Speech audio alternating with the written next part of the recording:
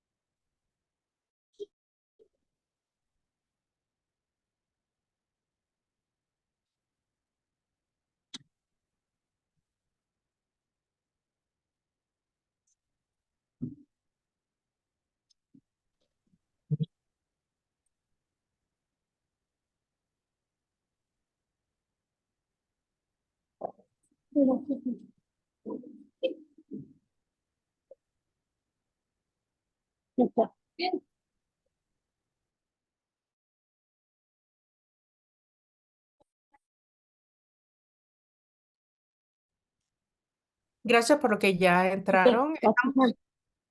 Estamos esperando por que lleguen más participantes para poder empezar. Tal vez un minuto más, ¿ok?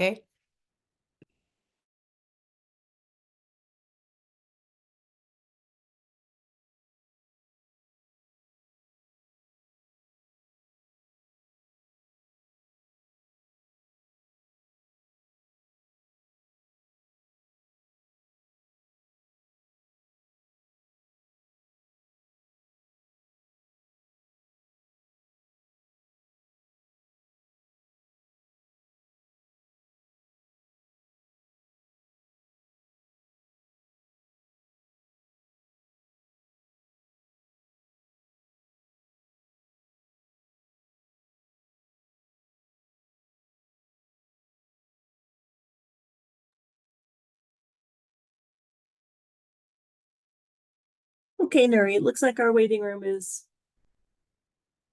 closed. Ok. Am, Buenos días a todos. Gracias por venir a nuestro presentación tercera, este es nuestro tercer año. Gracias a ustedes por permitirnos compartir esta mañana con ustedes.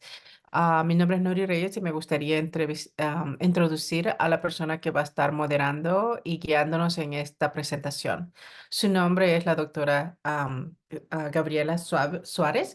Ella nació y fue criada en Mayagüez, Puerto Rico. Ella completó su bachillerato en psicología de la Universidad de Illinois en el 2014 y su doctorado de psicología clínica en la Universidad de Cincinnati en el 2021. Actualmente, la doctora Suárez es psicóloga y clínica y profesora catedrática del Departamento de Pediatría en el Hospital de Niños de Colorado de la Universidad de Colorado. En su carrera, la doctora Suárez se ha enfocado en la evaluación y tratamiento de los niños con diferencias en su neurodesarrollo y condiciones coexistentes médicas y de salud mental, incluyendo problemas conductuales, ansiedad, depresión, disforia de género. Ella también provee estos servicios clínicos a las familias con niños y familias bilingües o a las que hablan primariamente español. Ok. Gracias, doctora Reyes, y buenos días a todos. Bienvenidos al seminario web de hoy. Como la doctora Reyes me introdujo, yo soy la doctora Suárez y soy facultad de medicina en la Universidad de Colorado. Como en los últimos años, el seminario de hoy se presentará en español y tendremos dos presentaciones. La primera es el desarrollo cognitivo en niños con el trastorno del espectro autista y el segundo son tratamientos con evidencia científica para el autismo y por qué son importantes. Si tienen preguntas o comentarios, por favor escríbanlo en el chat para que podamos leerlos y responderles. Y asegúrese de mantener el micrófono silenciado para que no escuchemos ruido de fondo. Estamos grabando el evento de hoy y lo archivaremos en el sitio web de JFK Partners de la Universidad de Colorado, junto con los seminarios anteriores de esta serie. También publicaremos las diapositivas de hoy, que las podrán imprimir o guardar para consultarlo en el futuro. Después del seminario web recibirá un enlace solicitando una evaluación. Ustedes podrán solicitar un certificado de asistencia cuando completen la evaluación. Las presentadoras de hoy serán la doctora Maritza Cobian y la doctora Nuri Reyes. Empezaremos con la doctora Cobian. Ella es psicóloga y profesora asistente o catedrático en el Departamento de Pediatría en Children's Hospital Colorado y la Universidad de Colorado. Ha sido parte de la facultad desde el 2020. Antes de esto, completó su entrenamiento postdoctoral en Children's Hospital Colorado con un enfoque en pediatría de desarrollo. Ella recibió su doctorado en psicología clínica en la Universidad Pacífica en Oregon. Su trabajo clínico en Children's Hospital Colorado incluye completar evaluaciones de neurodesarrollo con enfoque con autismo con niños y adolescentes bilingües. Doctora Cobian, cuando estés lista.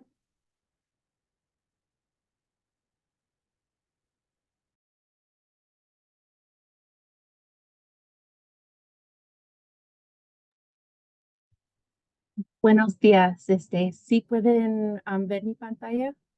Sí. Perfecto. Sí, como dijo la doctora Suárez, soy la doctora Cobian, mucho gusto por estar aquí con nosotros. La presentación que voy a compartir con ustedes hoy se trata sobre el desarrollo cognitivo en niños que han recibido un diagnóstico de autismo.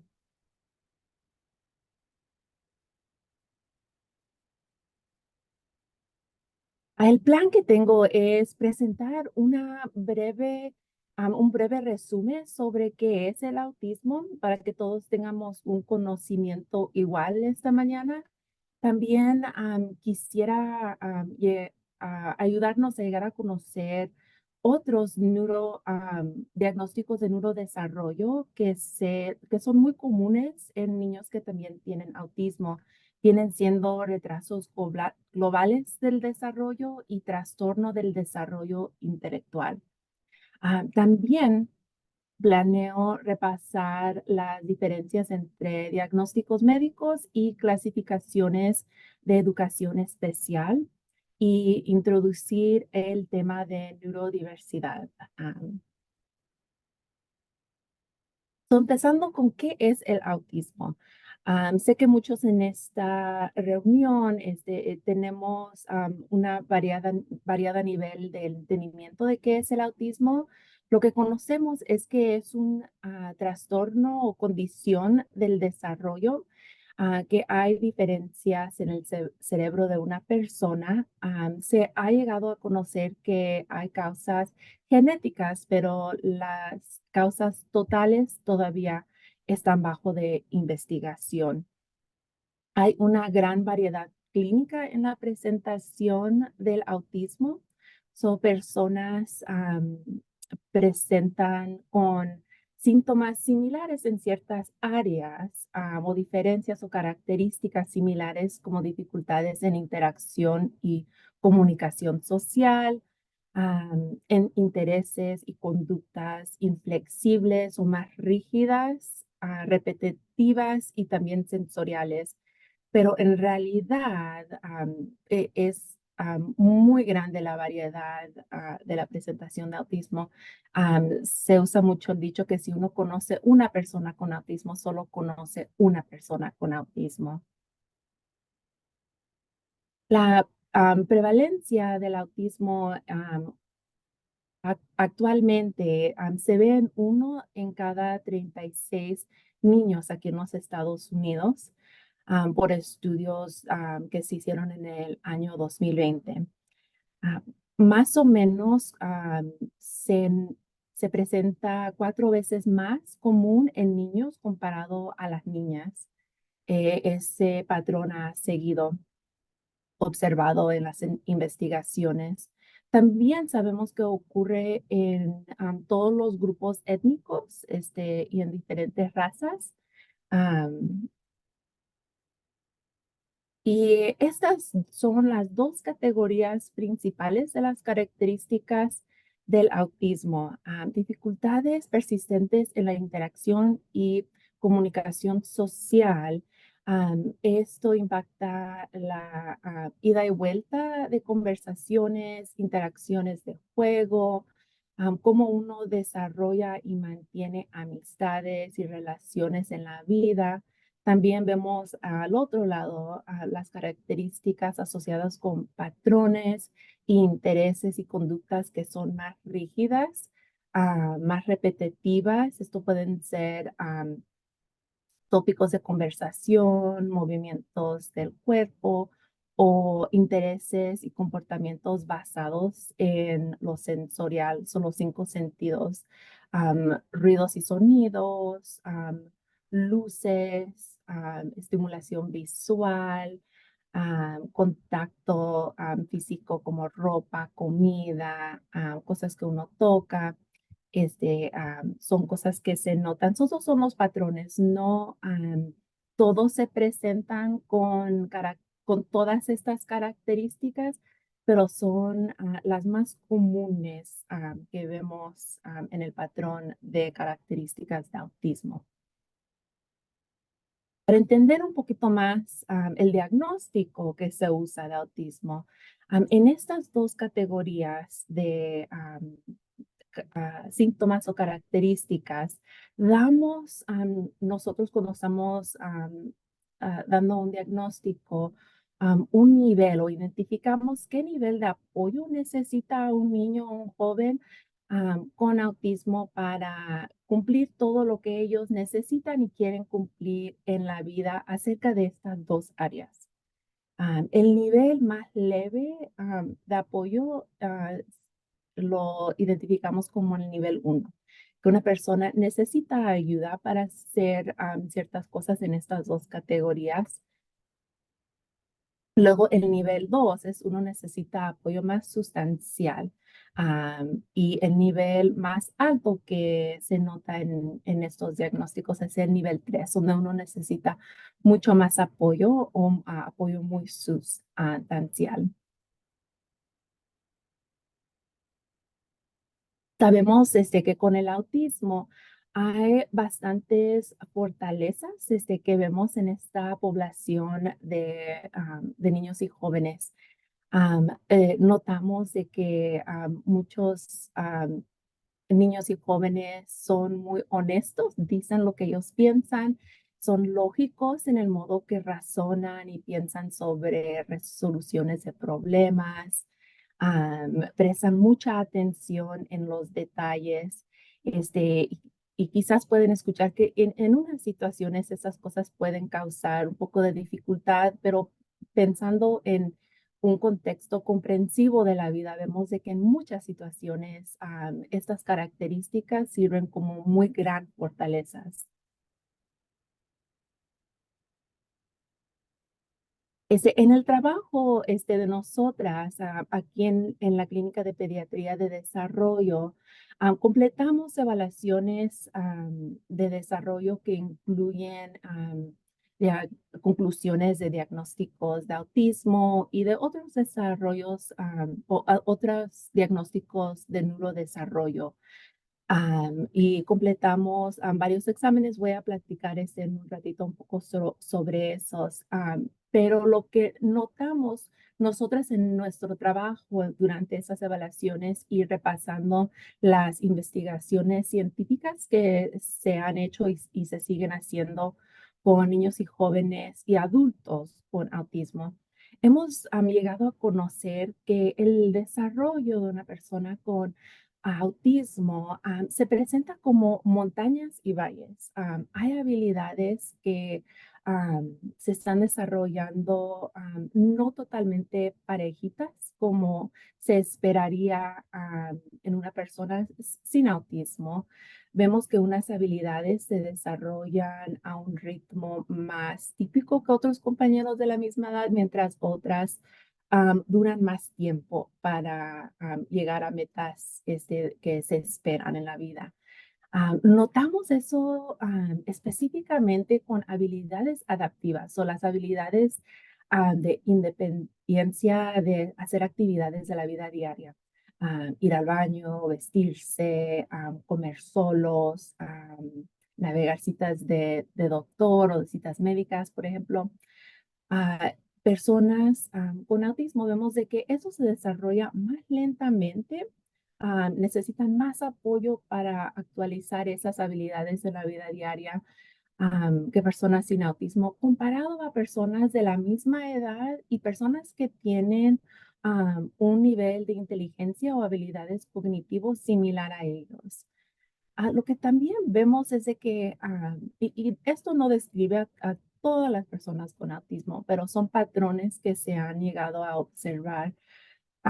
Las habilidades visuales faciales son unas áreas que vemos frecuentemente como esas fortalezas que vimos en la pantalla de antes. Y esto lo vemos en los exámenes que completamos. Diseños de bloques es una prueba dentro de un examen cognitivo. Y también lo vemos en la vida diaria, en armar rompecabezas, poder completar rompecabezas de diferentes niveles.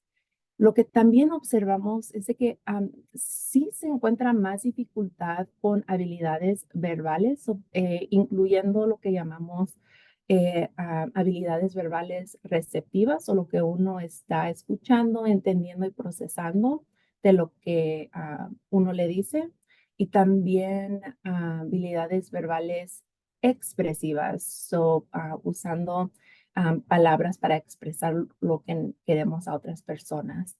Y también vemos dificultad en la flexibilidad cognitiva. Esto puede ser cambiar la atención de una cosa a otra o cambiar trabajo de una actividad a otra.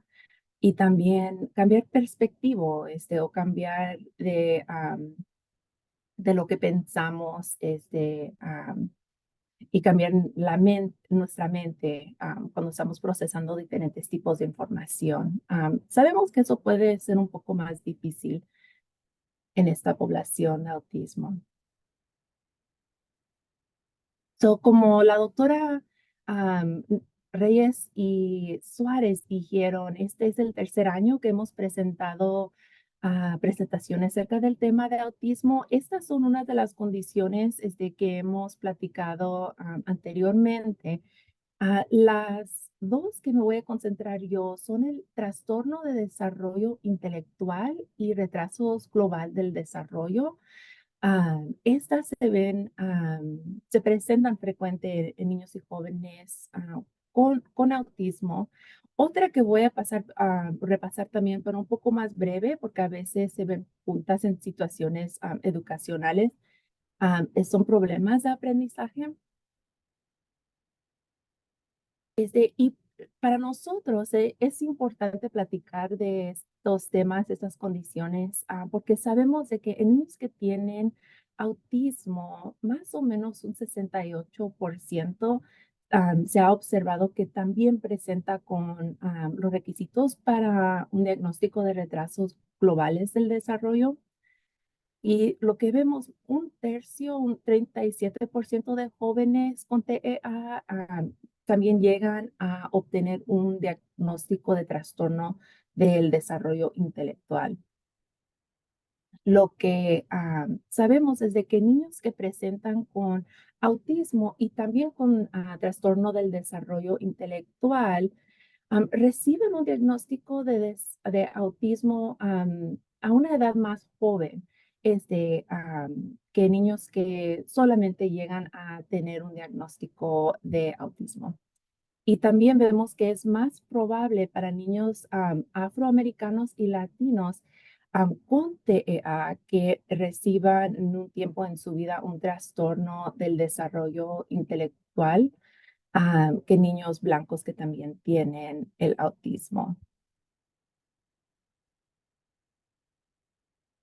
Empezando con un repaso del retraso global en el desarrollo, este es un diagnóstico que usualmente se usa para describir niños menor de 5 años que tienen al menos dos áreas de gran dificultad o retraso en el desarrollo, que vienen siendo áreas de motor, habla o lenguaje, habilidades cognitivas o razonamiento y actividades o tener independencia en actividades de la vida diaria. y manejar sus emociones e interacciones sociales con otros.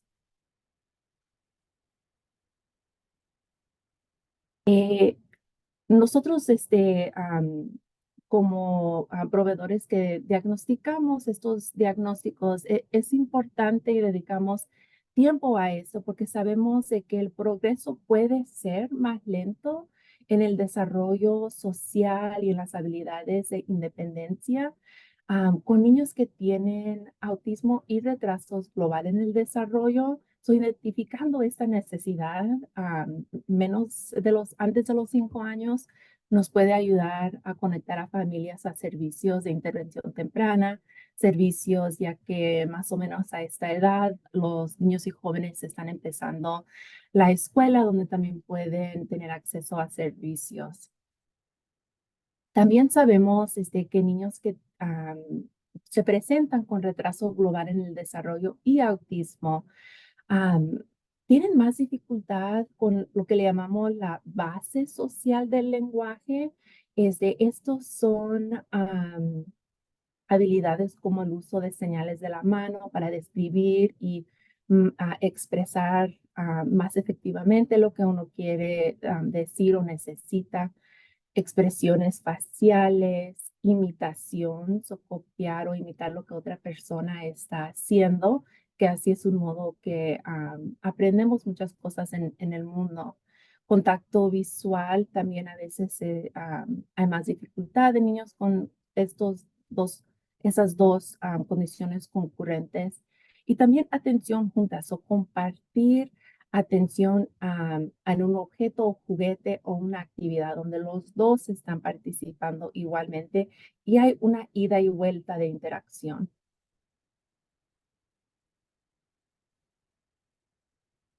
El trastorno del desarrollo intelectual es un diagnóstico diferente que el retraso global del desarrollo. Se utiliza ya más cuando los niños tienen 5 años o más mayores, cuando las habilidades cognitivas ya son más estables y ya podemos con más confianza determinar si estas dificultades cognitivas van a persistir a lo largo de la vida de una persona. Este diagnóstico, en unas páginas adelante voy a hablar un poquito más en cómo lo diagnosticamos, pero generalmente tenemos que observar puntajes de pruebas de inteligencia de 70 o menos. Vienen siendo como 2 desviaciones estándar en los exámenes cognitivos que usamos. Y también buscamos si hay dificultades significativas en el funcionamiento adaptivo.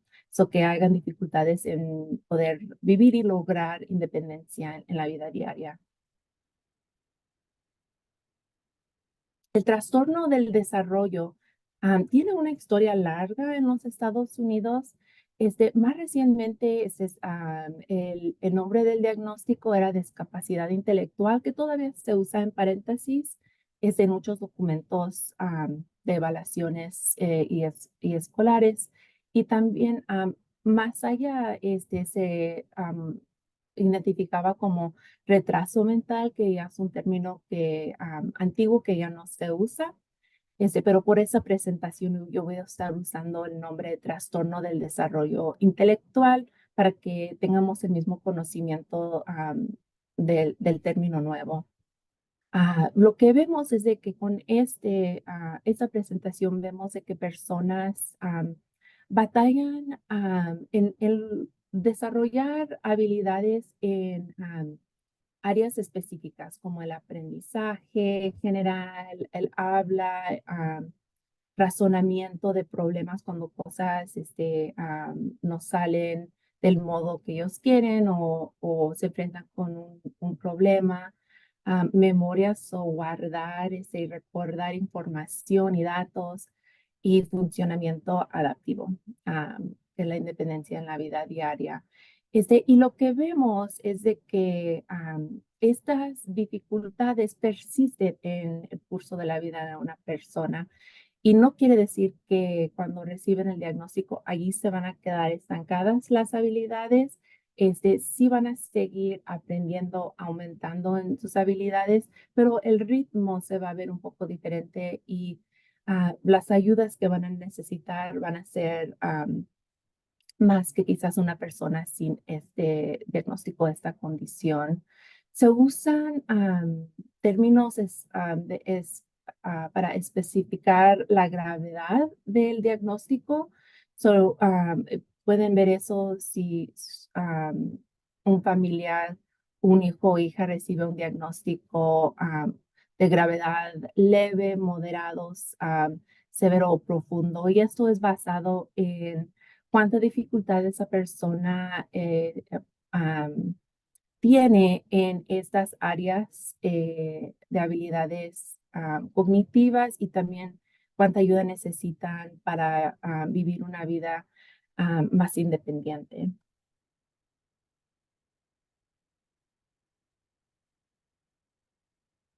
Lo que sabemos durante años de investigaciones del trastorno del desarrollo intelectual es de que la probabilidad puede aumentar. Son los niños pequeños con retrasos global del desarrollo tienen una mayor probabilidad de recibir un trastorno de desarrollo intelectual en el futuro. Por esa razón es importante seguir monitoreando esa población de niños jóvenes o niños pequeños que reciben un diagnóstico de retraso global del desarrollo.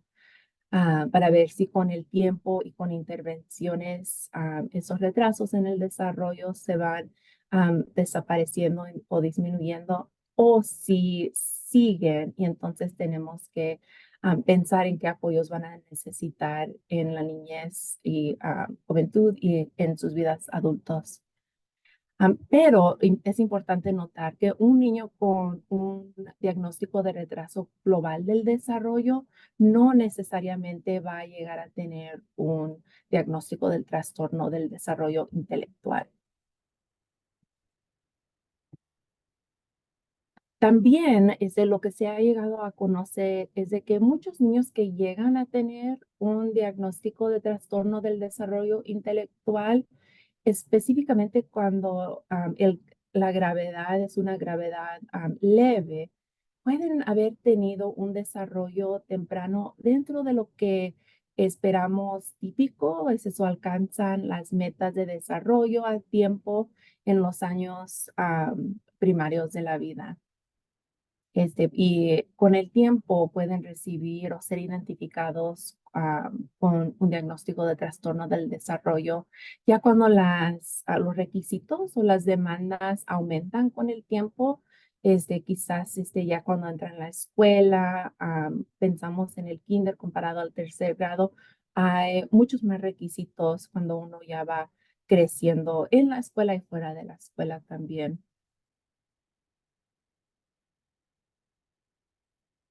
Voy a repasar un poquito sobre cómo se diagnostican estos diagnósticos de retrasos globales del desarrollo y también el trastorno del desarrollo intelectual. Lo que típicamente, y esto no describe todas las evaluaciones o todos los modos que una persona puede llegar a recibir este diagnóstico, pero típicamente hay exámenes estandarizados.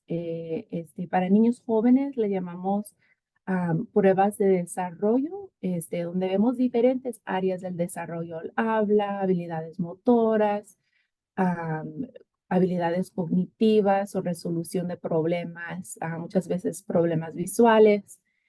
Cuando los niños tienen ya más o menos 6 años y adelante, se ve más frecuentemente el uso de pruebas cognitivas. Las que tienen una estrellita son pruebas que se pueden completar en el lenguaje de español. Y también vemos muy seguido que estas evaluaciones del desarrollo también incluyen pruebas adaptivas o de habilidades adaptivas. Muchas de estas se completan con los padres o familiares de los niños que los conocen bien y pueden completar una entrevista o cuestionario sobre lo que los niños y jóvenes pueden hacer solitos en la vida diaria y cuáles áreas necesitan más apoyo de adultos en sus vidas. So, ¿dónde caben los diagnósticos de aprendizaje?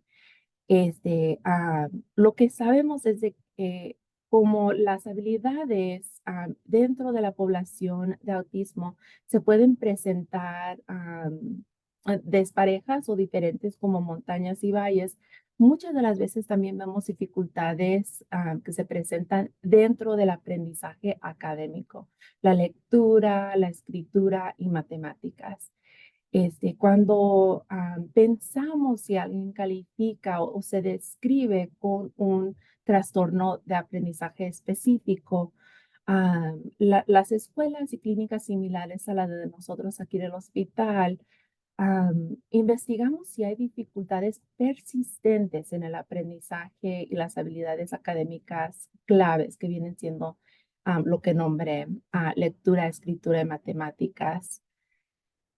Y estas dificultades tienen que presentarse más allá de las dificultades que esperamos para alguien de esa edad cronológica y se tienen que presentar durante los años escolares de una persona. Hay tres trastornos específicos del aprendizaje que tienen términos alternativos que quizás han escuchado también. Damos diagnósticos, trastornos específicos del aprendizaje en áreas de lectura, que el término alternativo que se escucha es la dislexia. También hay discapacidad en la expresión escrita.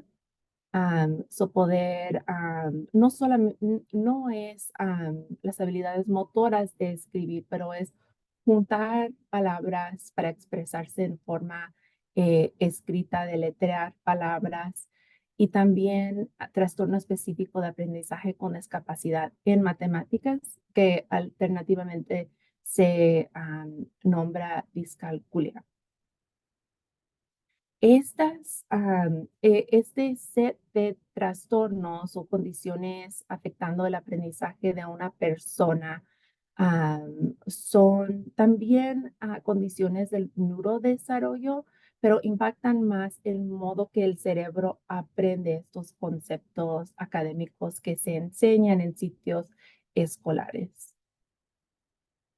Una persona con el trastorno de desarrollo intelectual puede también llegar a tener un trastorno específico del aprendizaje si las dificultades académicas son más allá de lo que se esperaría para alguien con el funcionamiento y razonamiento del nivel de ellos dentro del contexto del trastorno de desarrollo intelectual.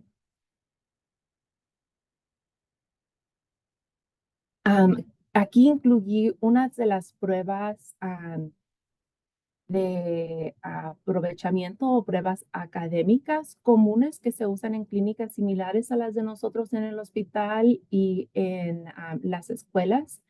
Las escuelas, cada distrito tiene diferentes requisitos para calificar para ayudas de educación especial y diferentes clasificaciones que voy a repasar en un momento.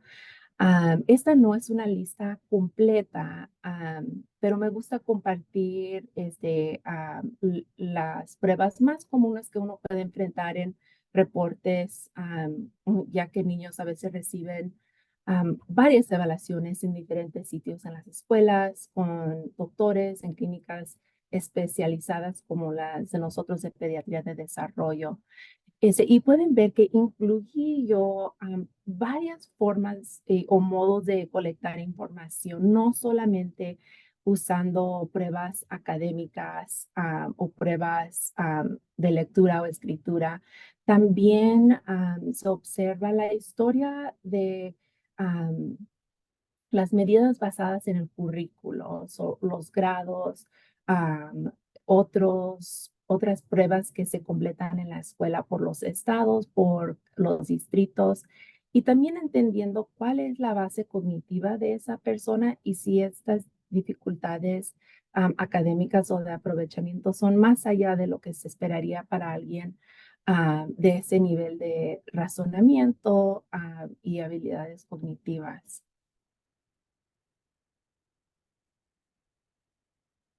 Para repasar la diferencia de diagnósticos médicos y clasificaciones de educación, lo que sabemos de los diagnósticos médicos y los que he repasado ahora, los he compartido del perspectivo médico.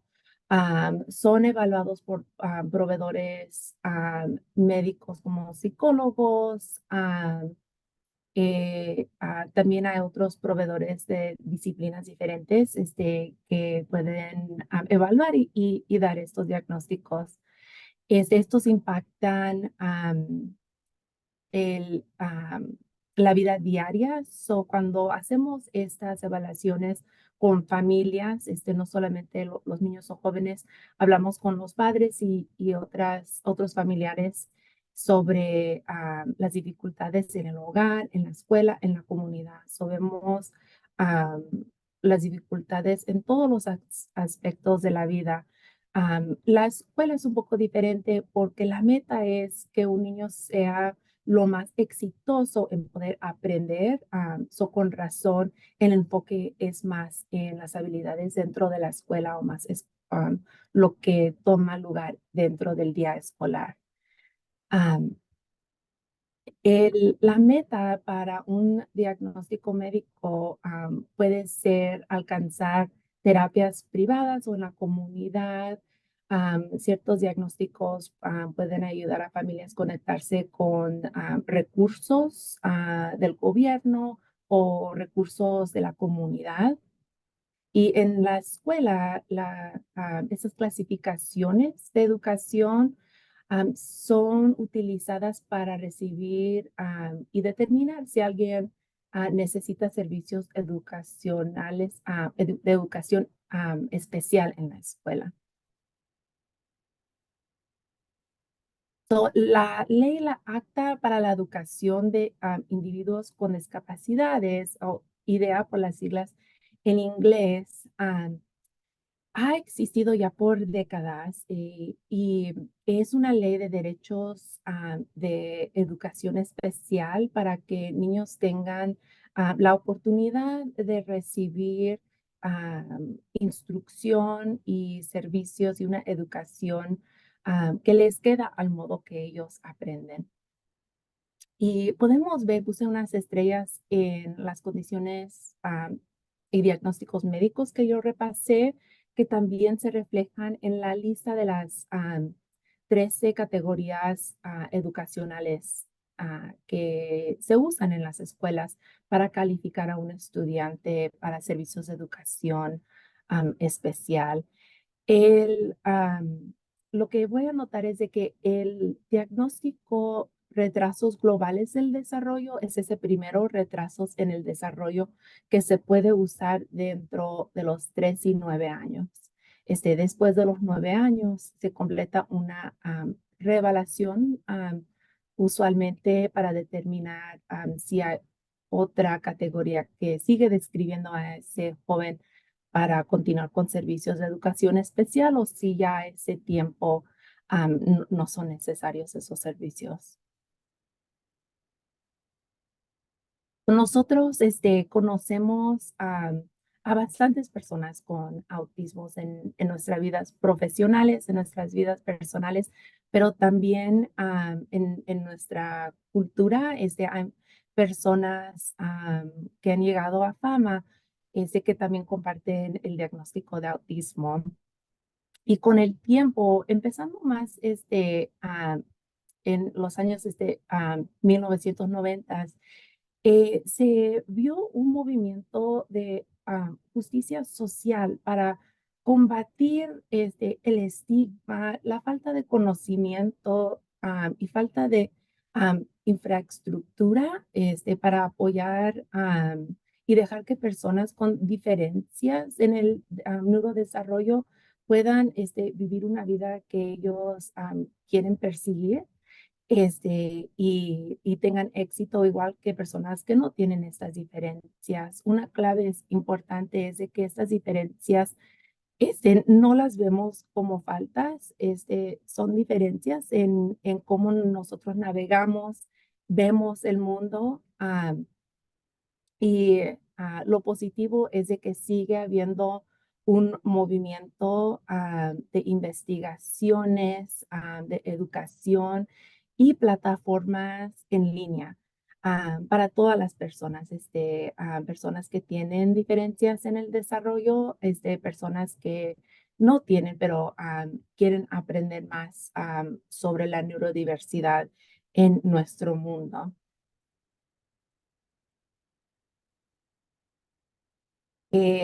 Quiero dejar aquí esta pantalla que tiene recursos sobre diferentes temas de la presentación de ahora, pero creo que voy a abrir un poco de tiempo para preguntas también, antes de que empiece la doctora Reyes. Ujú. Gracias, doctora Cobian. No veo preguntas activas en el chat, pero podemos abrir la puerta al público si quieren preguntas aquí.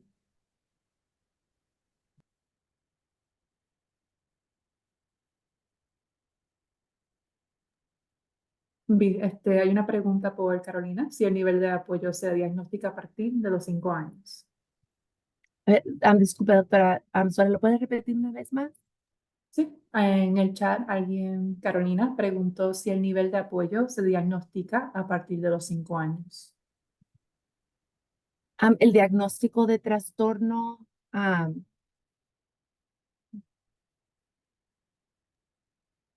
El nivel de apoyo. Sí, el nivel de apoyo se diagnostica a partir de los 5 años. Sí, es eso. ah, Carolina, sí, la pregunta es acerca del nivel de apoyo dentro de una presentación de autismo. Si se presentara en un diagnóstico a partir de los 5 años, este nivel de apoyo en las dos categorías de características de autismo se presentan o se identifican con cada diagnóstico de autismo a partir de la edad de una persona.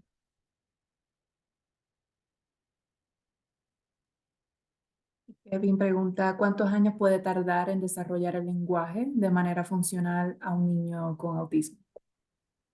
Sí, es difícil notar o identificar un tiempo fijo en cuanto quizás pueda durar uno para desarrollar esa habilidad de habla o de lenguaje. Con más confianza podemos determinar de que si vemos retrasos, a veces puede durar uno a más años para alcanzar ciertas metas del habla y del lenguaje por las dificultades que a veces se presentan con características de autismo. Lo que puede ayudar es intervenciones tempranas o intervenciones específicas a esos retrasos, como terapia de habla en la escuela, fuera de la escuela, en la comunidad, si se puede alcanzar para ir practicando y desarrollando esas habilidades específicas. Me gustaría agregar también a la pregunta de si el nivel se da a los 5 años. El nivel no está relacionado con la edad de la Mm. persona. El nivel, si un niño tiene el diagnóstico de autismo a los 18 meses, a esa edad se daría el nivel. Los niveles también pueden cambiar a través del tiempo. Un niño puede recibir un nivel 3 a los 3 años, pero cuando tenga 15 años es probable que el nivel sea un número diferente. El nivel puede cambiar a través de las edades. Ujú. Am, la pregunta es de Kevin es de si hay alguna, un límite de edad. Para el diagnóstico de autismo, la doctora Suárez y Reyes pueden compartir algo diferente también, pero se puede diagnosticar hasta una edad joven, como unos 12, 18 meses de edad. Esas características, no en todas las personas que presentan con autismo, pero sí ha habido éxito en diagnosticar o identificar a alguien con autismo en esas edades jóvenes de 12 a 18 meses. Hay un poco más, digamos, como límite en los diagnósticos de retrasos globales del desarrollo. Eso sí se usan más para describir niños menos de 5 años, y el trastorno del desarrollo intelectual, ese sí se mira más frecuente usado con niños de 5 años y edades más altas. Gracias, doctora Cobian. Dominga tiene otra pregunta. ¿Si puede un niño que es inquieto o distraído tener autismo? Sí, buena pregunta. Sí, puede ser parte de la presentación de autismo. Nosotros conocemos a niños que batallan con la atención y son un poco distraídos. Sería bueno una evaluación de desarrollo para poder entender si la inquietud o ser distraído fácilmente es basado en características de autismo, o si quizás puede haber otra razón para esas dificultades que se pueden enfrentar. A veces hay retrasos de lenguaje, uno puede perder la concentración si el lenguaje está pasando de lo que uno puede comprender. Hay diagnósticos que no platiqué ahora de déficit de atención y hiperactividad. Pueden ver varias razones, pero una de esas puede ser autismo, pero sería bueno platicar con el proveedor o maestras o tipo escolar de la escuela si hay más preguntas acerca de eso.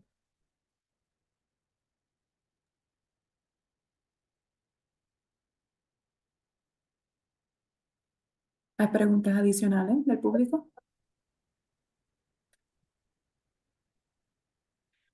Estefanía pregunta por qué se desarrolla el autismo más en los niños. Asumo que está refiriéndose más en los niños que en las niñas.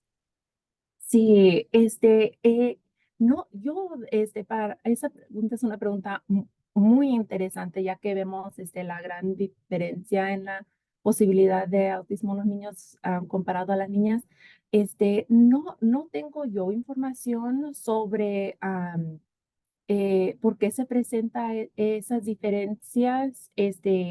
Sabemos de que hay gran parte genética relacionada al diagnóstico de autismo en las personas, o quizás con el tiempo vemos más información ya que aprendamos más de las pruebas genéticas que cambian y avanzan casi cada año.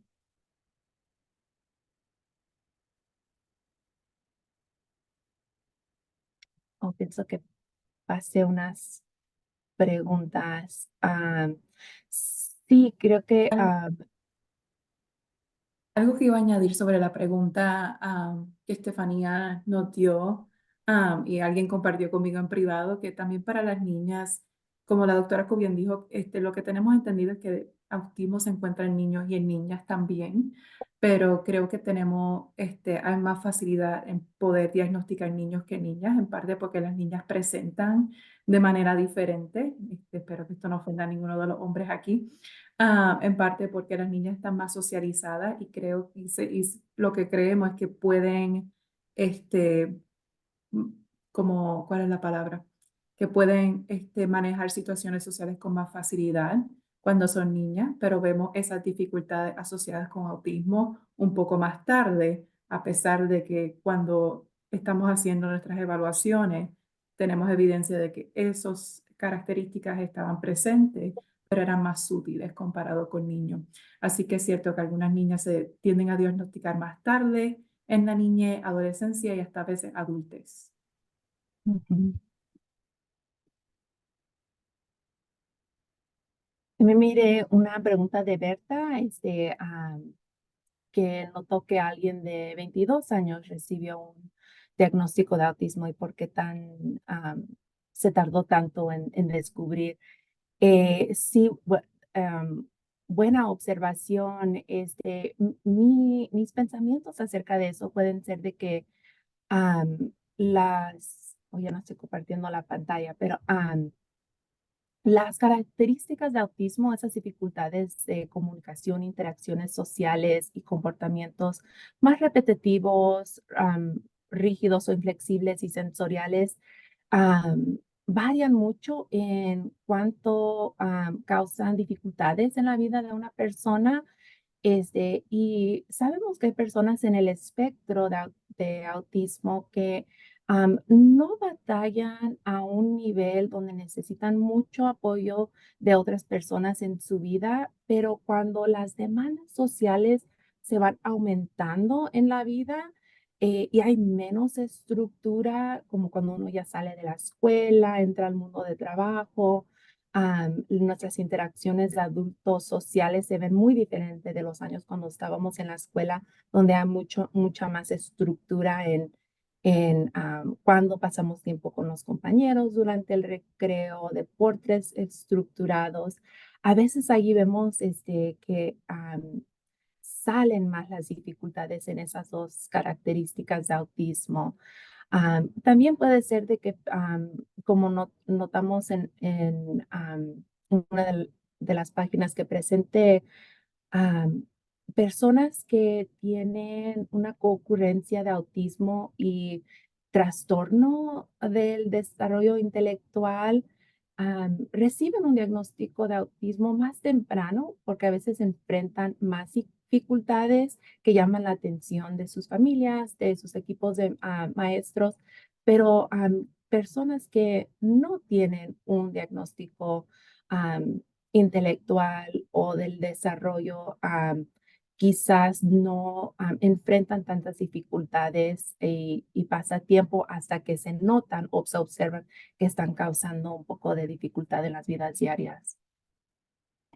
Y no quiero saltar o olvidar personas que están haciendo preguntas en el chat, pero Kevin pregunta si es verdad que cada vez nacen más niños con autismo. Sí, esa es una pregunta muy común que escuchamos y que nosotros como proveedores a veces nos preguntamos. Lo que he notado es de que con el tiempo hemos desarrollado métodos y procesos nuevos para poder identificar estas diferencias en jóvenes que no existían o no se usaban quizás tan seguido con tan frecuencia en el pasado. Ya vamos aprendiendo más, casi con cada década. Las pruebas genéticas también han avanzado bastante, que es otro modo de identificar diferencias genéticas que pueden dar información porque uno tiene diferencias en el desarrollo. Sí, la manera que yo le explico, bueno, que las tres le explicamos a nuestros padres cuando hacen este tipo de preguntas es que creo que ahora tenemos más herramientas para poder diagnosticar la generación de niños ahora, comparado a otras generaciones que creo que relacionado a los comentarios que Janet está compartiendo con nuestro grupo, hace sentido porque hay personas que están siendo diagnosticadas en adultez, pero estamos diagnosticando más temprano a los niños de esta generación porque tenemos más herramientas y mejor conocimiento sobre autismo. Ujú. Gracias, Kevin, por tus preguntas y Janet por tus comentarios. Rosario, oh, todos cayeron a la misma vez. Tenemos unos minutos más, así que espero que podamos contestar a la mayoría de las preguntas. Rosario pregunta si un niño con autismo al llegar llegar a la adolescencia puede tener una gran mejoría que cuando son niños, que sí mejoran con el tiempo. Ujú. Sí, eso no, no se puede decir sí o no con cierta confianza, pero depende de la persona y del joven, de los apoyos que están recibiendo, si son adecuados a las necesidades que ellos tienen en ese tiempo, esa época de la vida.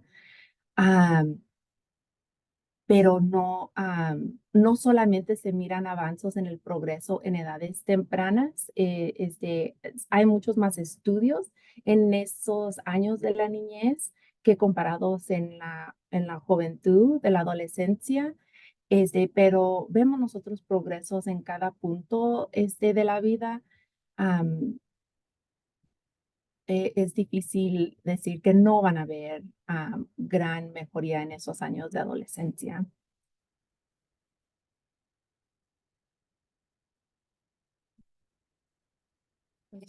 Elvia, y espero que podamos clarificar tu pregunta. Me gustaría saber si ustedes conocen la razón por qué los recursos no son los mismos para los niños con la misma condición de autismo. Por ejemplo, ayuda a los padres con transporte a los centros o ayuda en algunos centros médicos. Sí, tengo entendido por qué los recursos pueden variar, a pesar de que el niño tiene el mismo diagnóstico o los niños tienen el mismo diagnóstico. Sí, no, eso también es una buena observación en la infraestructura de los servicios y del cuidado médico, específicamente en nuestro país.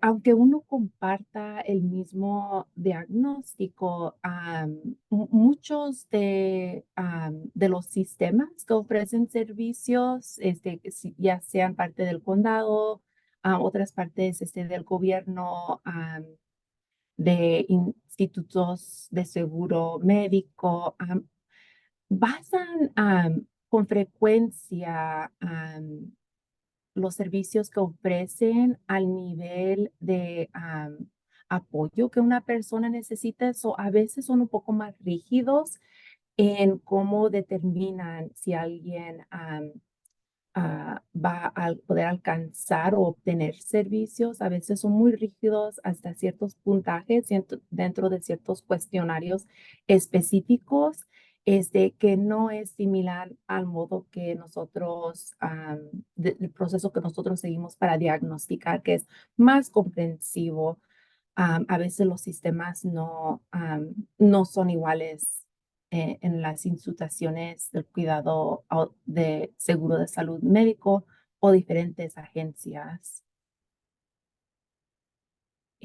Con esa pregunta me hace tener mucha esperanza en este movimiento de neurodiversidad, para ver gran cambios en la infraestructura de cubrimiento de servicios. Gracias, doctora Cobian. Estamos exactamente a las 10 ahora, así que vamos a transicionar a que la doctora Reyes presente. Su presentación se llama Tratamientos con evidencia científica para el autismo, ¿por qué son importantes? Y un poco sobre la doctora Reyes. Ella nació en El Salvador y completó sus estudios en Psicología General en la Universidad de California, Los Ángeles, en el 2002 y su doctorado en Psicología Clínica en la Universidad de Virginia Tech en el 2013. Actualmente, la doctora Reyes es psicóloga clínica y profesora asistente o catedrático en el Departamento de Pediatría en Children's Hospital Colorado y en la Universidad de Colorado desde el 2017. Ella provee servicios clínicos a familias con niños y niñas que hablan inglés, español o ambos, En los últimos 5 años, ella ha estado involucrada en varios proyectos de investigación, incluyendo el programa de ansiedad llamado Enfrentándome Miedos para niños y niñas con autismo y trastornos de ansiedad.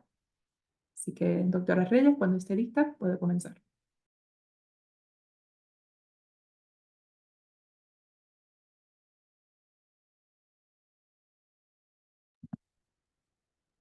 Ok, gracias.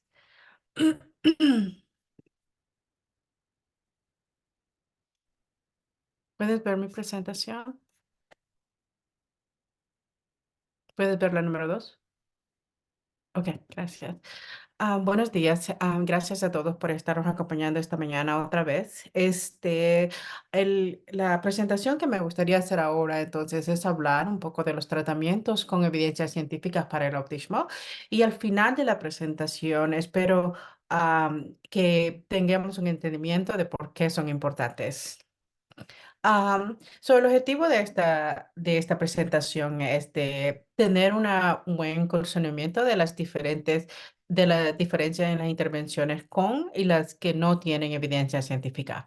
También voy a hablar de una manera en general de algunos de estos tratamientos para que ustedes puedan ver las diferentes intervenciones que tenemos que tienen evidencia científica. Y al final podemos hablar de por qué son importantes. En resumen, esto es lo que me gustaría cubrir el día de ahora, la historia, definición de algunos términos, cómo se aplica esto a autismo, algunas de las clases de intervenciones y los tratamientos que nosotros recomendamos a las familias cuando damos un diagnóstico de autismo. Sabemos también un poco sobre de lo que la mayoría de personas o padres con niños con autismo tienden a usar y algunas recomendaciones para el futuro. Lo primero me gustaría de hablar es la historia. Sabemos que el presidente de los Estados Unidos, Kennedy, tenía una hermana que ella tuvo el diagnóstico de lo que la doctora Cobian habló, la discapacidad intelectual. Cuando ella tenía aproximadamente 22 años, ella también tuvo un tratamiento que se le llama lobotomía, que es una operación quirúrgica que se hace en el cerebro. Desafortunadamente, esa cirugía no fue éxito y ella empeoró sus habilidades cognitivas. Obviamente, la familia, lo que se lee en la historia es que la familia pensó que ese era uno de los mejores tratamientos disponibles de ella en ese entonces. Debido a esta experiencia con la hermana, también otra hermana de Rosemary se llamaba ella, otra de sus hermanas fue la que inició los Olimpiadas Especiales en 1962.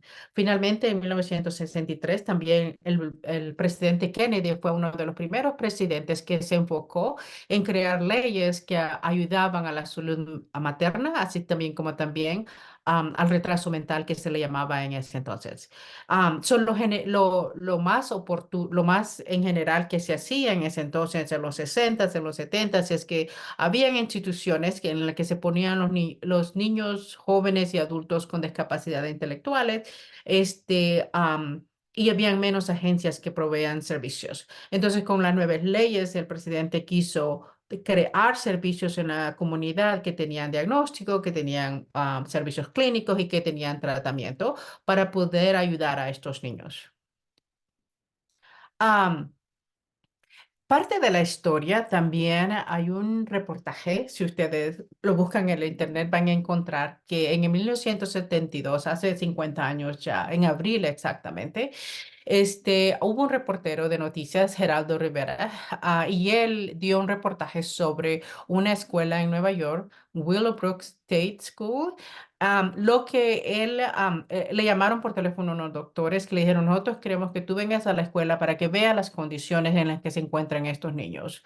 Niños, jóvenes y también adultos encontró él en ese. Cuando él llegó a la escuela, él tiene video de cómo los trataban los niños. Muchos niños estaban sucios, muchos niños andaban desvestidos, muchos niños. El objetivo de esa escuela es más que todo tenerlos ahí, pero no se le presentaban ninguna clase de tratamiento. Y la razón por la que hablo de esto es porque para darles una idea de lo que había en los 60s, en los 70s, no habían tratamientos con evidencia de decir, este tratamiento ayuda, con este tratamiento los niños pueden mejorar. No teníamos esa, no era algo que se hacía en todos los estados en los Estados Unidos. Al final de su reporte, Geraldo Rivera habló de que no tenía que hacer de esta manera, que habían algunos centros que habían sido nuevos en California. Habían unos centros en que proveían servicio a los padres. Los niños todavía se quedaban en la casa, pero daban ayuda o proveían servicios a los niños y adolescentes con discapacidades intelectuales. Y entonces en la foto, la última de abajo, ahí ven una terapista trabajando con una niña y dando terapias de uno a uno. Entonces, en los años 70 se empezó a ver esas clases de ayuda. Ahora, lo importante yo tengo bastante información en esta diapositiva, pero lo importante de aquí es de darles una idea que en términos de historia no ha sido mucho en la que se empezó a hablar de tratamientos que pudieran funcionar, tratamientos que tuvieran... que fueran eficaces o tratamientos que fueran basados con evidencia de que sí están funcionando. En 1990 fue cuando la Asociación de Psicología, la americana, trató de guiarnos o dar guías de qué se consideraba algo que podría funcionar.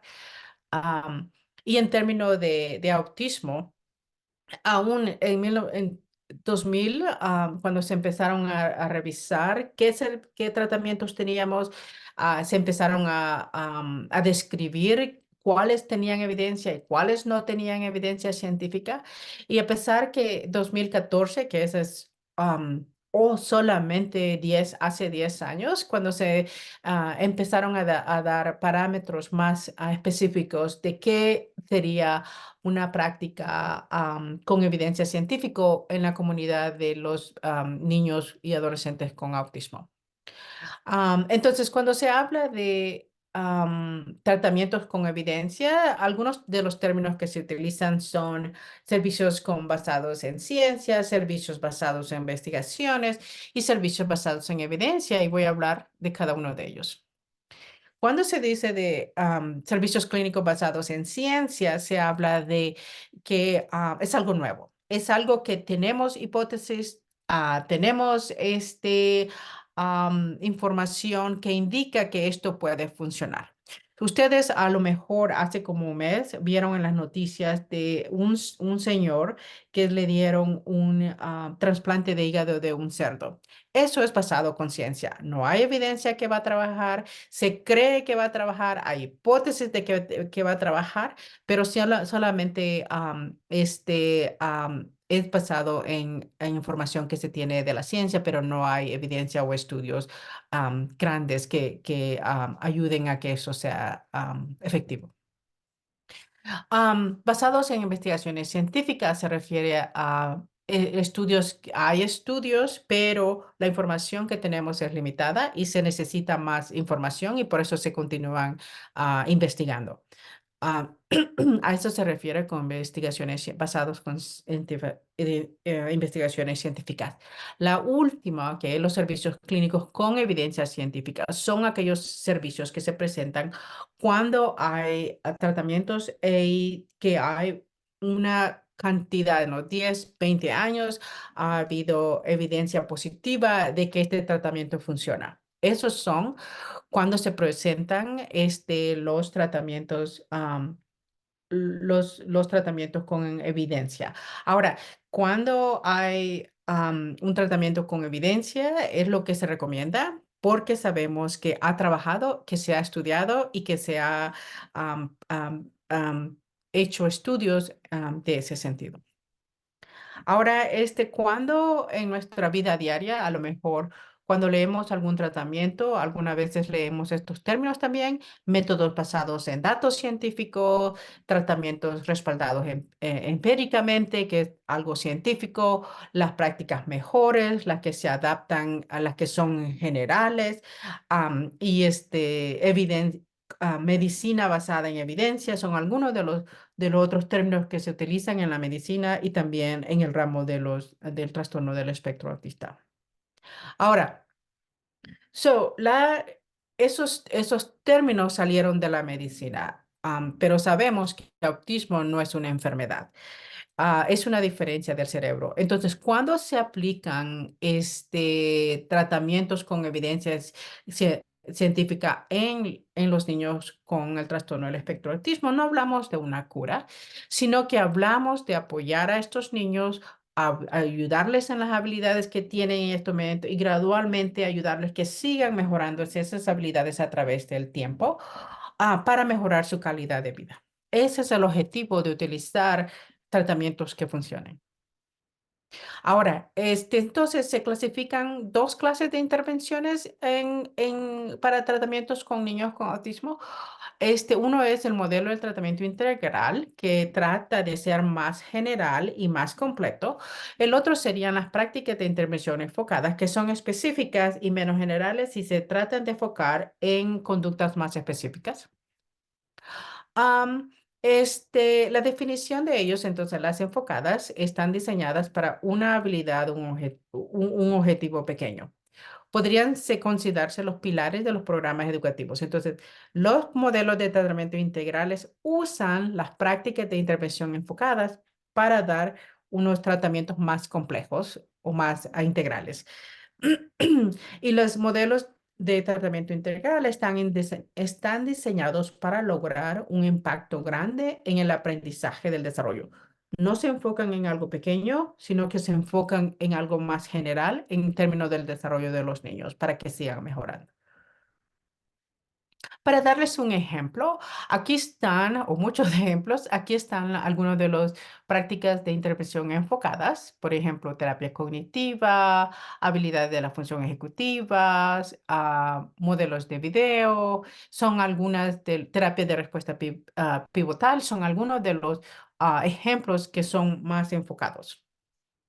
Ahora, en términos de los tratamientos de los que se habla ahora, de los que nosotros tratamos de recomendar porque sabemos que tienen evidencia científica, y voy a revisarlos, voy a hablar cada uno de ellos, excepto de la farmacología. Tal vez en el futuro podemos tener un doctor médico que hable acerca de las medicinas que se utilizan con niños con autismo, pero esa no es mi especialidad, así que no voy a hablar de ello. La primera es los tratamientos conductuales. Esta es la primera categoría. Su meta es de mejorar algunas destrezas fundamentales que tienen las personas para que seguir aprendiendo y para seguir desenvolviendo con el objetivo de que sean más independientes. Un ejemplo de ello es el ABA por sus siglas en inglés. Todas estas son sus siglas en inglés. El análisis conductual aplicado es el del que voy a hablar un poco sobre lo que se enfoca. Se centra entonces en cambiar el comportamiento. Y la manera en lo que hace eso es se estudia la conducta del niño. Imagínense que un niño que tiene muchos berrinches, entonces ellos dicen, ¿qué pasa antes del berrinche? ¿Qué sucede durante el berrinche? ¿Y qué sucede después del berrinche? Porque si sabemos lo que pasa antes y lo que pasa después, eso nos puede ayudar a disminuir esa conducta del niño para disminuir sus berrinches. Entonces, es una de las formas en las que trabaja el ABA. También lo importante de esta terapia es que monitorea el progreso, se crean metas con el niño y se vean si está cumpliendo las metas, si la está alcanzando o si no se la está alcanzando. Entonces, eso es otra cosa positiva de esta terapia. Y ha sido aceptada por los profesionales de educadores si se saben que los niños mejoran con esta terapia porque se estudió en los 60, en los 70, en los 80, que mejoran los niños con autismo. Ahora, los tratamientos del desarrollo, la otra clase, esta mejora habilidades que tienen que ver con el desarrollo. Por ejemplo, las habilidades lingüísticas es una de ellas o una variedad amplia de otras de destrezas de desarrollo que pueden estar interconectadas. Por ejemplo, nosotros decimos el lenguaje, evaluamos el lenguaje, las habilidades sociales, las habilidades motoras, pero en la vida real, esas habilidades están interconectadas, las habilidades sociales, con las habilidades lingüísticas, por ejemplo. Un ejemplo de ellos son las terapias del habla, terapia física, terapia ocupacional y también otro de ellos es el modelo de Denver del aprendizaje temprano, por sus siglas en inglés. Y es para niños aproximadamente menores de 3 años y con esto se enfocan en el desarrollo de los juegos, intercambios sociales entre el niño y el papá o la mamá y la atención compartida son algunos de los enfoques para mejorar las habilidades de los niños que se tratan de trabajar con ellos. Y es basada en los principios del ABA, del que hablé anteriormente, que es la terapia conductual. Am, este, se combina a veces, obviamente para niños muy pequeños. Después de los 3, 4 años, los niños todavía necesitan ayuda y entonces el ABA es también importante la combinan muchas veces. El otro son los tratamientos educacionales, la otra categoría. Y esta categoría, además que todos son tratamientos que se usan en la escuela. Y hay un programa muy famoso en los Estados Unidos que es Tratamiento y Enseñanza de Niños con Autismo y Problemas Relacionados en la Comunicación, o TEACH, por sus siglas en inglés, que fue desarrollado o creado en la Universidad de Carolina del Norte. Y es usado, la idea de este programa es que muchos niños con autismo tienen problemas de comunicación y entonces ellos tratan de utilizar con ayudas, utilizar am, visuales para ayudarle a los niños a comunicarse. Es la idea de esta terapia y se usa mucho en la costa oeste. Ahora, los tratamientos psicológicos entonces también se usan con los adolescentes y los adultos con TEA para ayudar a apoyarlos con los problemas mentales, por ejemplo, la ansiedad, la depresión, déficit de atención, son algunos de las áreas en las que se puede ayudar con los tratamientos psicológicos. Un ejemplo de ellos entonces es la terapia cognitiva y conductual. El enfoque de la terapia cognitiva y conductual es que se aprende mucho sobre la conexión entre los pensamientos, los sentimientos y los comportamientos. Al entender un poco más la conexión de esos tres áreas de que nosotros tenemos por ser seres humanos, entonces se puede ayudar a que se pueden manejar las emociones con nuestro comportamiento y se pueden manejar cómo nos sentimos con ayuda con herramientas para mejorar cómo nos sentimos en una situación, por ejemplo, cuando tenemos ansiedad. Am, Ahora, sí sabemos, es importante para nosotros entonces investigar y saber qué en realidad qué clase de ayuda las familias reciben cuando tienen, o la clase de servicios que las familias reciben cuando tienen un niño con autismo. En este estudio, la doctora Zuckerman, ella trabajó con nosotros aquí en el Hospital de Niños y tratamos de hacer un cuestionario para ver qué estaban recibiendo las familias. En este estudio descubrimos que la mayoría de niños con autismo están recibiendo, casi el 90% están recibiendo ayuda en la escuela. La mayoría está recibiendo terapia de lenguaje, el 60% terapia ocupacional.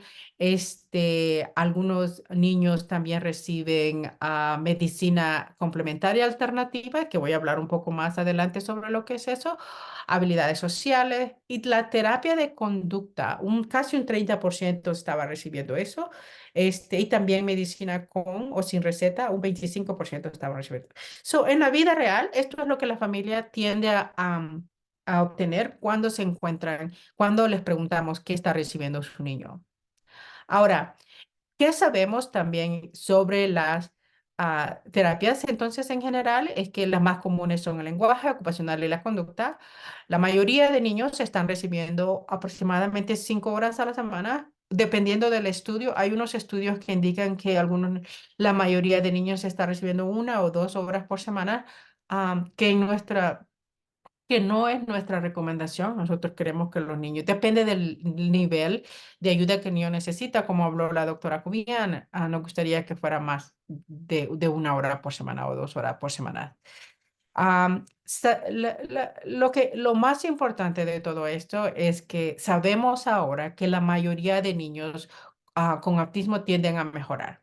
Sabemos también que los niños con autismo no necesitan 40 horas de terapia para poder mejorar.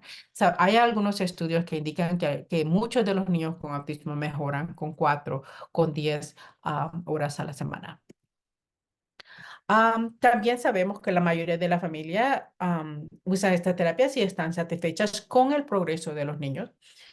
Sin embargo, obviamente hay barreras en el que tener la información después que reciben un diagnóstico de autismo, qué agencias son las mejores, qué clase de servicios están proporcionando, hay lista de espera, hay falta de personal. Después del virus del COVID, muchas personas que daban estos servicios dejaron a estos trabajos porque era difícil. Cuando las familias no tienen aseguranza médica, también es difícil obtener estos servicios. Cuando las personas viven en lugares rurales, es difícil obtener estos servicios. Y también algunas veces cuando las familias, por ejemplo, terapia de lenguaje, que quieren recibir terapistas que hablan su idioma, es algo difícil también y tienen que esperar más. Ahora, el otro, ¿qué sabemos sobre los tratamientos de medicina complementaria?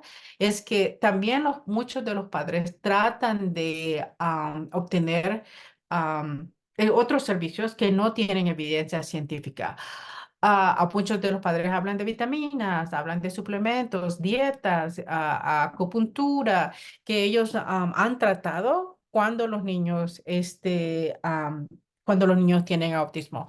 Pero esto no es la mayoría de las familias. Menos del 30% tratan a por lo menos una y a utilizar 2 o 3 es como 10%. Eso no es la mayoría de que usa estas clases de medicinas. Sabemos que no hay nada que los padres hicieron o dejaron de hacer durante el embarazo que haya causado autismo por falta de vitaminas. Sabemos que eso no es cierto. Autismo es una condición genética. Am, Ahora, ¿por qué se tratan de usar entonces nosotros creemos esas diferentes terapias que no tienen evidencia científica? Obviamente, las familias se comunican de esto funcionó con mi hijo, tú lo puedes tratar. Uno lee en las redes sociales o lee en el internet cosas que trabajan para otras personas, a unos comerciales que hay, que dicen que tratan de ayudar a los niños con autismo. Sabemos que cuando hay un niño con autismo mejora, cuando se crea una intervención se evalúa al niño, el desarrollo del niño, cuáles son las habilidades que tiene, cuáles son las habilidades que necesita que se necesitan desarrollar en su trayectoria. Se crean metas y trabaja con un terapista de 1 a 1. Sabemos que esas son una de las formas que los niños tienden a mejorar mejor. Ok, ahora me gustaría hablar entonces por qué son importantes. En este momento, el año pasado se empezó a un estudio con la doctora Judy Riven aquí en la Universidad de Colorado, porque se está investigando la intervención que se llama Enfrentando tus miedos. Ella desde el 2008, 2006 ha tratado de investigar si los niños con autismo se les puede ayudar con sus problemas de trastorno de ansiedad. Tener miedos exagerados con la situación es uno de los criterios para tener un diagnóstico de ansiedad. Entonces se sabe que los niños los adolescentes con autismo sin problemas cognitivos pueden mejorar disminuir los síntomas asociados con ansiedad. Ahora, ¿Por qué se está haciendo este estudio nuevo? Entonces, el objetivo del estudio nuevo es que se está comparando su intervención de enfrentar los miedos con el programa de las zonas de regulaciones que fue creada por Leah Coopers. Entonces, se están utilizando estos dos manuales y entonces se están entrenando a personas en las escuelas para que ellos puedan dar estas terapias a un grupo de niños en la escuela y el otro un grupo de niños de la escuela para obtener la terapia de regulaciones de las zonas de regulaciones. Entonces, se están comparando. Al final, cuando se termine este estudio, se han hecho evaluaciones antes de que empiece la intervención y cuando ya se termine, se van a evaluar los niños después para ver si los síntomas asociados con ansiedad son iguales, son diferentes o si una intervención es mejor que la otra. Ahora, la importancia de eso es que se comparan de una manera muy, con mucho cuidado. Cuando ya se termine el estudio, se va a mandar un reporte y otros científicos van a revisar ese reporte y van a decir si es un buen estudio o si es un mal estudio. En el futuro, cuando ya se encuentren ¿cómo se llama? Los resultados, entonces podemos saber, este tratamiento ayuda con ansiedad, este ayuda un poco o este no ayuda, no sabemos la respuesta. Entonces, si ustedes tienen un niño con autismo y ese niño con autismo también tiene problemas de ansiedad, en el futuro ustedes pueden decir, ok, yo voy a recibir ayuda para el trastorno de ansiedad para mi niño con este programa porque se sabe que sí trabaja, porque se ha investigado y porque han habido muchos estudios y por eso voy a ir al tratamiento que tiene evidencia científica. Entonces, esa es la importancia de de tener evaluaciones, perdón, de tener servicios e intervenciones que tienen evidencia científica. Se van a algo que ha demostrado que puede mejorar los síntomas que uno tiene. De la misma manera que uno va y recibe tratamientos, qué sé yo, para el asma, con los tratamientos que se sabe que puede ayudar. Entonces, esa es la importancia. En términos de recomendaciones generales, se sabe que se debe considerar lo que es importante para la familia, se le debe de mostrar a la familia que sabemos que la ciencia, qué nos dice la ciencia acerca de los mejores tratamientos. Se puede también con los profesionales, aumentar lo que los profesionales saben sobre los cambios de la ciencia y la evolución de la ciencia de todos estos tratamientos.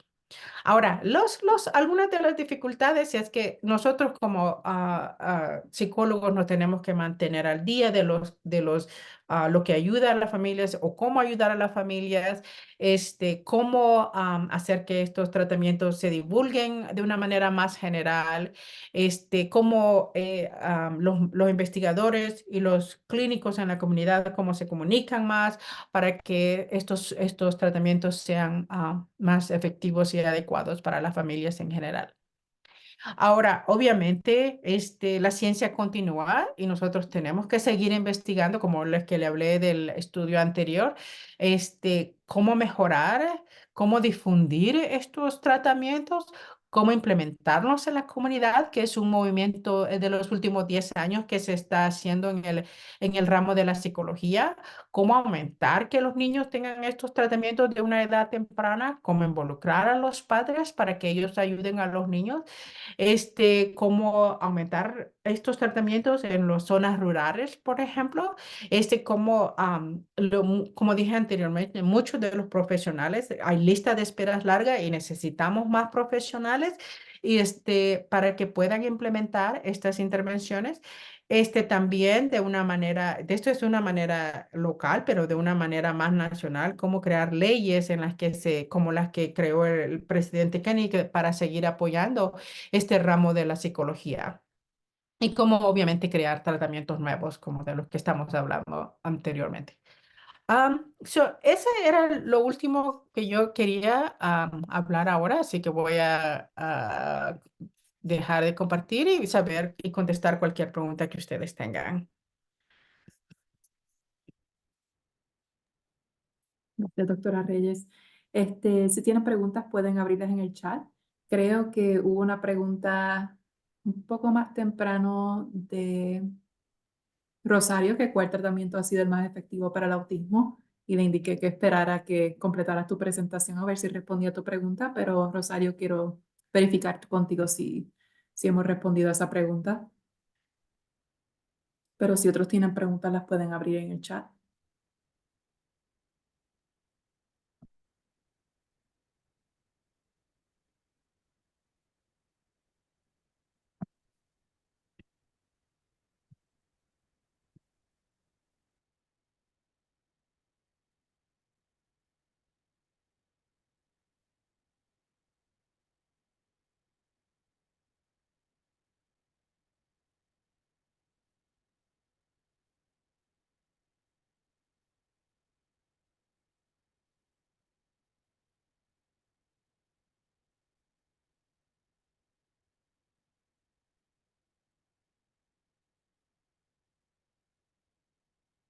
¿Otras preguntas, Gaby, o no hay más preguntas? Ah, ok, ya están llegando las preguntas. Kevin pregunta que qué terapia puedo emplear para ayudar a desarrollar la percepción del lenguaje a un niño que ya lo empieza a usar para comunicarse. ¿Podría repetir la pregunta? Sí, que qué terapia puedo emplear para ayudar a desarrollar la percepción del lenguaje en un niño que ya lo empieza a usar para comunicarse. Ok. Dependiendo de obviamente no tengo muchos detalles acerca del niño, pero dependiendo de la edad del niño, muchas sabemos que, ¿cómo entender? Muchas veces tratamos, 5 años. Todo, muchas veces los niños entienden a este nivel y producen a este nivel. Entonces, entendiendo lo que el niño produce nos puede ayudar un poco más a entender lo que los niños están entendiendo. Por ejemplo, una yo no soy terapista de lenguaje, pero algunas de las recomendaciones que ellos dan es que si un niño dice pelota o que solamente usa palabras singulares, idealmente los papás pueden hablar de agregarle una palabra a lo que los niños dicen. Por ejemplo, si los niños dicen pelota, se le puede agregar pelota roja. O si los niños dicen este, afuera, entonces los padres pueden decir, vamos afuera. Agregar una palabra a lo que los niños están utilizando para que ellos puedan seguir entendiendo y aumentando su lenguaje de esa manera. Y creo que ampliamente estos son los niños cuando tenemos este tipo de preguntas sobre comunicación. Las mejores personas con quien hablar sobre estas preguntas son terapistas del habla que se especializan en tratar retrasos del desarrollo del Ujú. habla y de comunicación, y que ellos pueden dar recomendaciones más específicas de cómo amplificar o mejorar la comunicación del niño. Ah, La otra cosa importante, esto no fue su pregunta, pero sabemos que cuando los niños menores de los niños antes de los 7 años es cuando los niños tienden a mejorar a hablar o mejorar su lenguaje. Después, si hay poco lenguaje, después de los 4, 5, 6 años, entonces se hacen evaluaciones con los niños para determinar de qué otra manera ellas se pueden comunicar que no sea verbalmente. Gracias, doctora Reyes. Alguien había preguntado también cómo se puede tratar la agresividad o problemas conductuales. Este, yo fui a una presentación hace un par de años de un psiquiatra y habló sobre eso.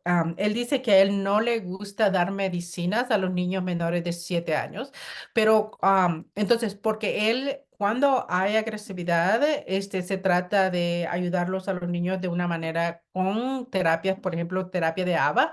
Recuerde que ellos tratan de ver cuándo está la agresividad, qué pasa antes de la agresividad, qué pasa durante y qué pasa después para poder ayudar a ese niño a disminuir la agresividad. Sin embargo, hay niños que se tratan los tratamientos de ABA y no funciona. Entonces, hay algunas de las medicinas que se han estudiado son medicinas para controlar la agresión a ellos mismos. Ustedes pueden hablar con su doctor médico para poder ver si alguna de esas medicinas funcionarían para los niños, para disminuir la agresividad.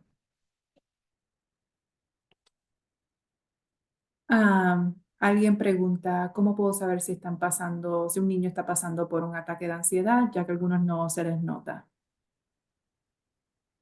Ah, Se ha escrito mucho en psicología de cómo los niños con autismo pueden presentar sus diferentes síntomas asociados con ansiedad. Y ustedes, los padres, los conocen mejor que nadie. Si ustedes lo ven que el niño no está actuando de una manera que lo ven todos los días, se ve como más agitado, caminando más, se le ven que está llorando más le está pegando a otras personas o no se quiere ir. Muchas veces la ansiedad se ve como desobediencia. Entonces, y a veces no es, aún para nosotros tenemos que investigar, hacer preguntas, entrevistar a los padres para saber si en realidad qué clase de ansiedad o qué está causando la ansiedad en algunos niños, si algunas veces toma tiempo en averiguarlo. Pero si ustedes ven diferencias, si ustedes ven comportamiento diferente, puede ser indicador que sea problema de ansiedad y no desobediencia. Yo añadiría también que si vemos más problemas conductuales o desobediencia, como la doctora Reyes indicó, en situaciones bastante específicas, como si se van de la casa y vamos a un sitio público donde hay muchas Ujú, personas que no son muy familiar y vemos más el niño más agitado, más tenso o vemos más problemas de comportamiento, eso indicaría que esa es la manera del niño de comunicar, que no se siente cómodo en esa situación, ujú, que quizás sienta ansiedad, y eso requiere tratamiento. Al menos ujú. en nuestra experiencia, eso es lo que observamos con mucha frecuencia. Ese es un buen comentario. Me recuerda también de los niños con autismo, por ejemplo, ir al dentista, ir a hacerse cortes de cabello, todas esas cosas que son nuevas para ellos, muchas veces causan ansiedad Ujú. o O cuando hay miedos. cambios de rutina Ujú. también. Otra pregunta es, ¿cómo puedo saber si perdón, ustedes trabajan con la teoría de los marcos relacionales unidas con ABA, con ABA? No entiendo la pregunta. Dice, ustedes trabajan con la teoría de los marcos relacionales unidas con ABA. Quizás Kevin. Oh, Oh, nuestro trabajo. En en nuestro departamento estamos iniciando algunas iniciativas en las que estamos tratando de aumentar la capacidad de los servicios que proporcionamos, pero en este momento es bastante limitado porque estamos trabajando en ello.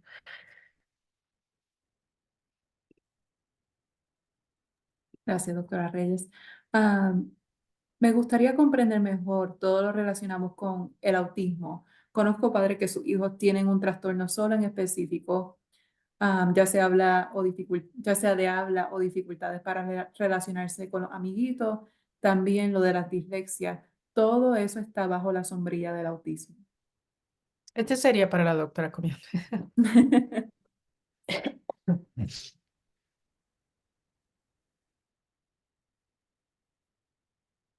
Sí, Podría, no, solamente iba a agregar algo similar a lo que la doctora Suárez comentó, que hay muchas características y presentaciones similares entre diferentes condiciones del neurodesarrollo. me gustaría agregar, este, con esa pregunta, cuando nosotros damos un diagnóstico de autismo, a veces autismo viene solo y a veces viene acompañado. Entonces, a veces nosotros, un niño de 6, 7 años que le damos, el único diagnóstico que le damos es trastorno del espectro autista. eso es todo. Sin embargo, hay otros niños, otro niño de 7 8 años que tiene el diagnóstico del espectro autismo, tiene este trastorno de ansiedad, tiene déficit de atención, tiene alergias, tiene convulsiones. Entonces, a veces, y como dijo la doctora Cobian, cuando ya van a la escuela, tal vez discapacidad intelectual o problemas de aprendizaje. Entonces, a veces solamente es autismo y a veces hay otras condiciones que vienen con autismo, pero la pregunta entonces, la respuesta es no, eso no siempre va con autismo. Ujú. Gracias a las dos. Eh, Patricia pregunta si ustedes tendrían recursos acerca de algún psicólogo especialista en niños con autismo. Al menos puedo comenzar a responder a esa pregunta que nosotras tres nos especializamos en autismo y estamos localizadas en el Hospital de Niños de Colorado para evaluación y tratamiento. Así que para eso requeriríamos un referido de su pediatra o médico de cabecera. Pero no sé si la doctora Cobian o la doctora Reyes tienen otras sugerencias o recomendaciones. Todo depende de las necesidades que ese niño requiera. Por ejemplo, imagínese un niño con autismo que tenga el trastorno del espectro autismo y que tenga el déficit de atención, un niño de 10 años sin discapacidades intelectuales. Ustedes pueden ir a un psicólogo en la comunidad que les puede dar estrategias y herramientas de cómo manejar los problemas de atención, cómo ayudarle a darles direcciones, cómo ayudar con la disciplina. Entonces, no necesariamente una persona que sepa mucho sobre autismo, pero que tenga esas habilidades de ayudar a los padres a estrategias de mejorar las relaciones con los niños. También es algo que se puede hacer con psicólogos en la comunidad, que tengan psicólogos clínicos como nosotros. Que estén familiarizados con autismo, no necesariamente tienen que ser expertos. Ujú. Alguien preguntó qué intervenciones basadas en evidencia usan en su institución, aparte de la BEA. Am, Como les dije anteriormente, nosotros estamos iniciando programas. Por ejemplo, estamos tratando de del modelo de Denver temprano. En el futuro son los planes también programas de conductuales como el Ruby, que es también basado en ayudar con conducta. Son algunos de los planes que se tienen para el futuro, pero obviamente muchos de ustedes ya saben que nosotros nos enfocamos bastante en evaluaciones porque sabemos que es una necesidad grande en nuestra comunidad, porque las listas de espera son largas y por eso nos enfocamos en hacer evaluaciones, porque también hay muchas agencias en la comunidad que proveen servicios para niños con autismo. Am, Y alguien estaba más comentando sobre un niño de ellos que fue diagnosticado con deficiencia de aprendizaje y ansiedad a la separación y social. Él está tomando Ujú, medicamento para eso, que es diferente tema. Solo quería saber si el medicamento pudiera tener efectos secundarios. Y creo que entre las tres podemos comentar que la farmacéutica o la medicina no es parte de nuestra especialización, así que no es algo que podemos contestar ujú, de la misma manera que un especialista en esa área sí podría responder. Así que es una buena pregunta que recomendaríamos preguntarle a la persona que está recetando ese medicamento, sea pediatra, médico de cabecera o otro especialista en medicina. ujú. ¿Qué efecto secundario te espera? Ujú.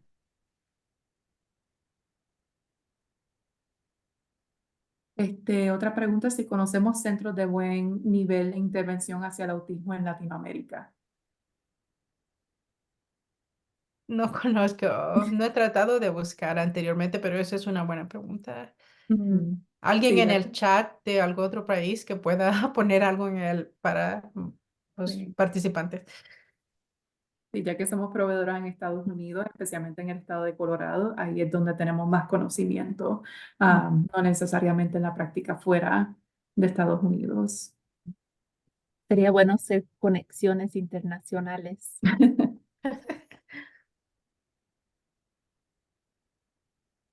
¿Algunas otras preguntas para la doctora Reyes o la doctora Cobian?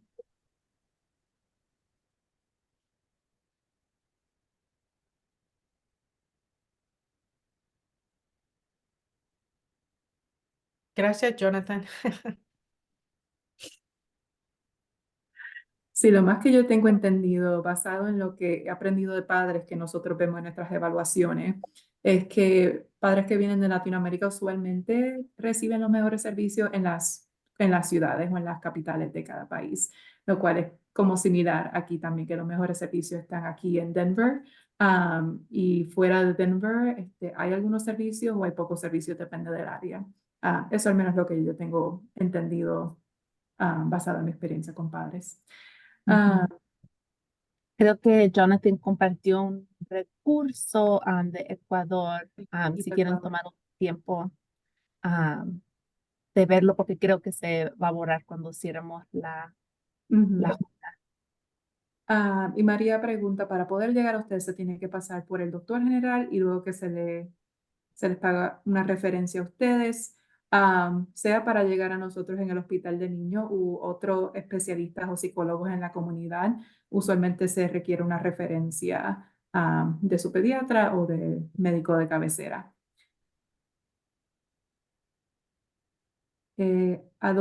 Otra pregunta, ¿a dónde puede acudir una persona que dice su niño no tiene autismo severo, que otros y no está muy cómoda con otros niños, quiere cambiarlo? ¿A dónde se puede dirigir?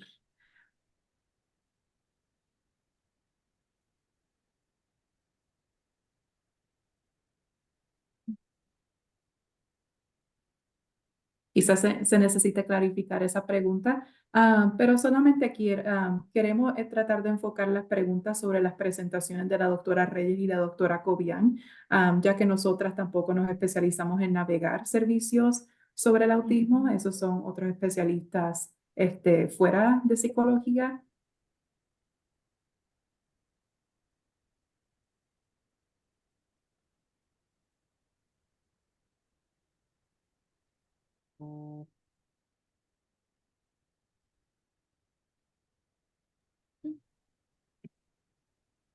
Podemos dar como 2 minutos más a contestar otras preguntas adicionales sobre la presentación de la doctora Reyes o la doctora Cobian antes de terminar el seminario. ¿Podrías hablar en este momento, doctora Suárez, acerca de lo que van a recibir después de esta presentación, entonces? Ujú. Para aquellas personas o participantes que se registraron a este seminario, donde pusieron su contacto de información, recibirán una evaluación. Después de esta presentación, queremos saber qué les gustó, qué no les gustó, porque en lo que estamos haciendo en los próximos años queremos saber cómo podemos cambiarlo para que beneficie a más personas. Y también recibirá información sobre cómo obtener las presentaciones de la doctora Cobian y la doctora Reyes. Para personas que no se registraron, que quizás alguien le mandó el link para conectarse, se podrían tratar de registrar para poder también obtener la información sobre las presentaciones y también valoraríamos sus opiniones sobre este seminario, nuestras Y también presentaciones. recibirían el certificado de asistencia. Y recibirían el certificado de asistencia también. Gracias. ¿Tenemos tiempo para una pregunta más? Hay una más, yo creo. Sí.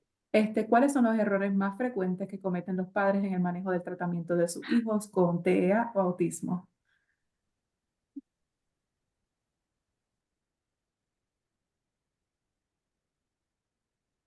Esa buena. Oh, go ahead.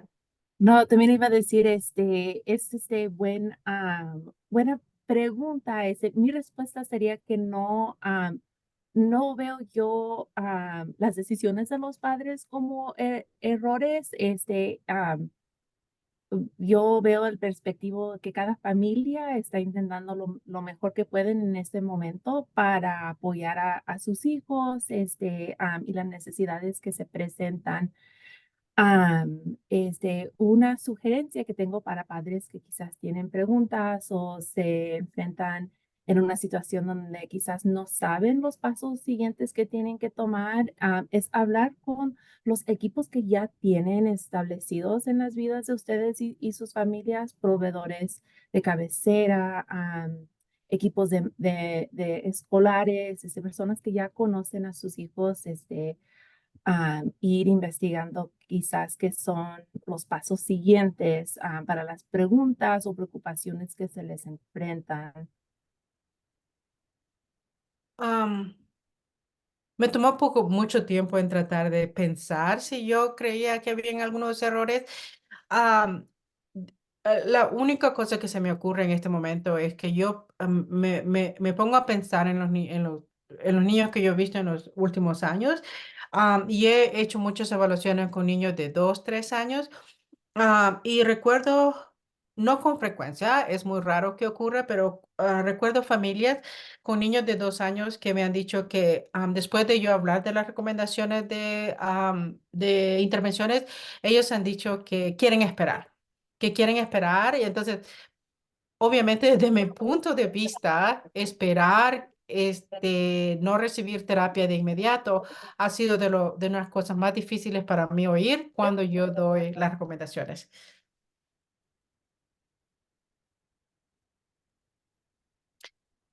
Yo creo que esa fue la última pregunta.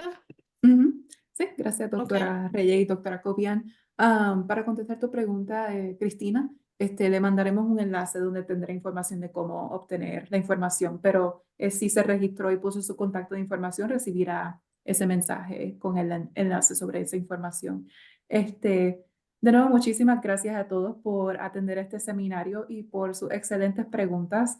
De nuevo, valoraríamos que completen la evaluación para saber qué les gustó, que quisieran hacer diferentes mientras continuamos haciendo este seminario cada año.